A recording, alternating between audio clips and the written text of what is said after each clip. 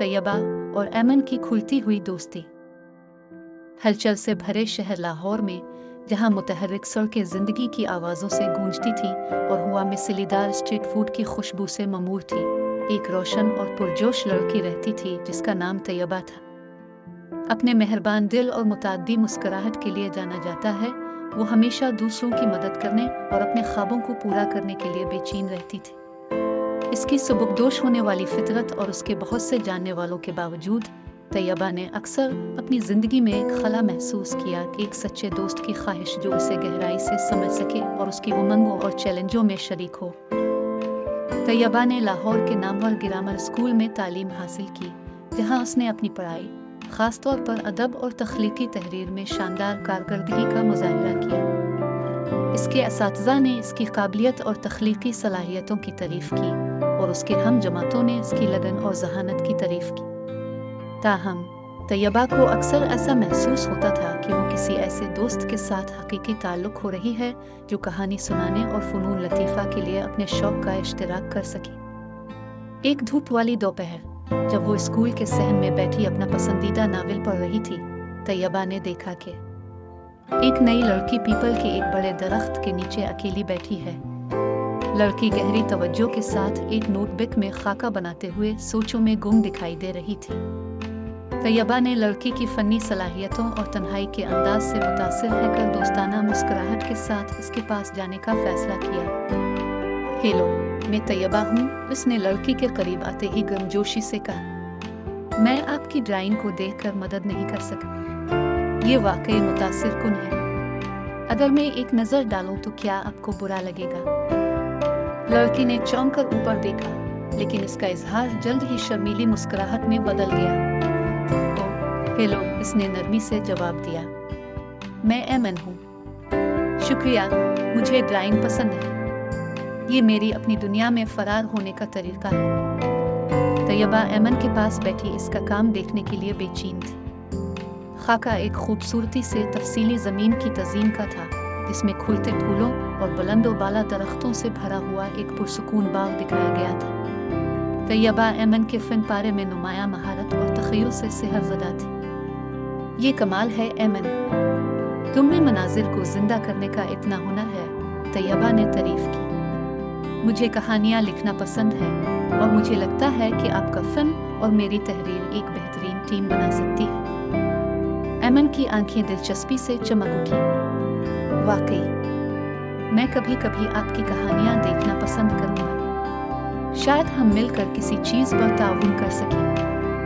इसी लम्हे से तैयबा और अमन के दरमियान एक खूबसूरत दोस्ती पनपने लगी। उन्होंने दरियाफ्त किया कि फ़न और अदब से उनकी मोहब्बत से लेकर बामानी और असर अंगेज़ तख्लीक करने के उनके मुश्तरका ख्वाबों तक उनमें बहुत कुछ मुश्तरक है। जैसे जैसे हफ्ते महीनों में बदलते गए, तैयबा और ईमान लाजिम व मलजूम हो गए। उन्होंने लिखने और फ़िल्म की तख्लीकी दुनिया को तलाश करते हुए इनगिनत घंटे एक साथ गुजारे। तैयबा मुख्तसर कहानियाँ और नज़में लिखती और ईमान उन कहानियों को अपनी मुतहर्रिक अक्कासियों से जिंदा करती। वो अक्सर क्लासों के बाद स्कूल की लाइब्रेरी में मिलते थे, जहाँ वो अपनी नोटबुक फैलाते और अपने प्रोजेक्ट्स पर काम करते। लाइब्रेरियन मिसेस खान कभी कभार उनके कंधों पर झांकती, हौसला अफजाई और नसीहत के अल्फाज पेश करती। वो उनकी लगन और उनकी सलाहियतों के दरमियान मुनफरिद हम आहंगी से बहुत मुतासिर हुई।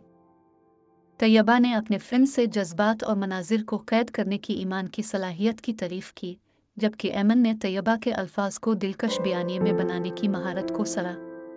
उनका ताउन महज एक मशगले से बढ़कर कुछ बन गया। ये एक जुनून का मंसूबा बन गया जिसने एक दिन एक साथ किताब शाये करने के उनके ख्वाबों को हुआ दी। अपनी तख्लीकी मसरूफियात के अलावा तैयबा और ईमान ने ज़ाती मामलात में भी एक दूसरे का साथ दिया। जब तैयबा ने राइटर ब्लॉक के साथ जिदोजहद की, अपने असातिज़ा की तरफ से तनकीद का सामना करना पड़ा, तो ऐमन हमेशा मदद और हौसला अफजाई के लिए मौजूद थी। इसी तरह तैयबा खुद शक के दौर में ईमान के लिए ताकत का एक सुतून थी, जो उसे इसकी नाकाबिल यकीन सलाहियत और सलाहियत की याद दिलाती थी। उनकी दोस्ती स्कूल के दरवाज़ों से आगे बढ़ी, क्योंकि वो हफ्ते के आखिर में लाहौर की आर्ट गैलरियों, किताबों की दुकानों और सकाफती तकरीबात की तलाश में गुजारते थे। انہیں شہر کی بھرپور تاریخ اور فنون لطیفہ کے متحرک منظر میں تحریک ملی، جو اکثر اپنی تخلیقی کوششوں کو تقویت دینے کے لیے اپنے تجربات سے ڈرائنگ کرتے ہیں۔ ان کے مضبوط رشتے کے باوجود طیبہ اور امن کی دوستی اس کے چیلنجوں کے بغیر نہیں تھی۔ جیسے جیسے اسکول میں ان کی مقبولیت بڑھتی گئی، اسی طرح ان کے ساتھیوں میں حسد اور افواہیں بھی بڑھی۔ کچھ ہم جماعتوں نے گپ شپ پھیلانا شروع کر دی کہ طیبہ ایمن کی فنکارانہ صلاحیتوں کو پہچاننے کے لیے استعمال کر رہی تھی، اور ایمن محض اپنی تحریری صلاحیتوں کی وجہ سے طیبہ کے کوٹ ٹیل پر سوار تھی۔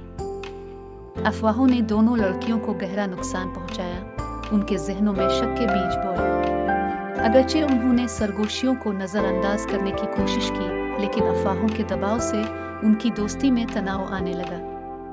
طیبہ نے سوال کرنا شروع کیا کہ کیا ایمان واقعی ان کی دوستی کی قدر کرتی ہے، جبکہ ایمن حیران تھی کہ کیا طیبہ کو صرف اس کے فن میں دلچسپی ہے۔ ایک دوپہر کچھ خاص طور پر تکلیف دہ تبصرے سننے کے بعد طیبہ نے اسکول میں ایمن کا سامنا کیا۔